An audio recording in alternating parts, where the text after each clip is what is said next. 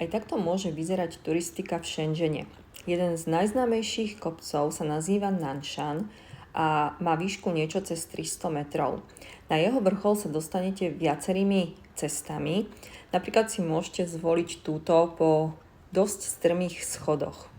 Keď prejdete tie najstrmšie schody, tak sú tu už takmer pred vrcholom aj rovnejšie úseky a pozdĺž celej trasy sa nachádzajú miesta na oddych.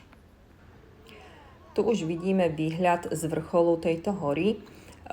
Je tam most, ktorý spája Shenzhen s Hongkongom, čiže vzadu vidíte aj Hongkong.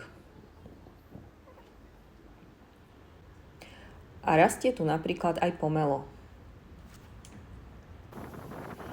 No a cesta naspäť viedla opäť po schodoch.